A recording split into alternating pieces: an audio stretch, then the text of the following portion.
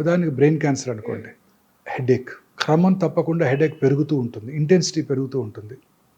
Especially early morning headache, నిద్ర లేవగానే headache, లేకపోతే లేవటమే హెడేక్తో నిద్ర లేవటం, హెడేక్ వచ్చి పొద్దున్నే 4 5 మేలుకు రావటం, అండ్ వర్సనింగ్ హెడేక్తో పాటు ఫిట్స్ రావటం, కళ్ళు తిరిగినట్టు ఉండటం, వామిటింగ్ రావటం, ప్రొజెక్టైల్ వామిటింగ్ సడన్గా, అంటే టైం కూడా ఇవ్వదు. మామూలుగా వామిటింగ్ సెన్సేషన్ అంటే తెలుస్తుంటుంది, వచ్చేస్తుంది అనుకున్నప్పుడు వాష్రూమ్కి వెళ్తాం, వామిటింగ్ చేసేస్తాం.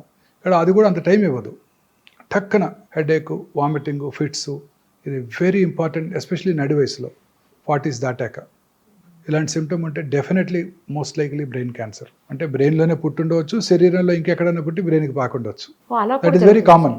In fact 100 brain cancers, brain tumours చూస్తే 70 బయట నుంచి వచ్చినవి. అంటే దాన్ని ప్రైమరీ, సెకండరీ అంటాం. తర్వాత బ్రెయిన్లో వచ్చిన లొకేషన్ బట్టి సిమ్టమ్స్ మారిపోతాయి. మోటార్ కార్టెక్స్ అంటారు, పెరైటల్ ఏరియా, అక్కడ వచ్చినట్టయితే ఆపోజిట్ సైడ్ కాలో చెయ్యో వీక్ అవటం, పడిపోవటం, కాలు పడి పూర్తిగా పక్షవాతం రావటం.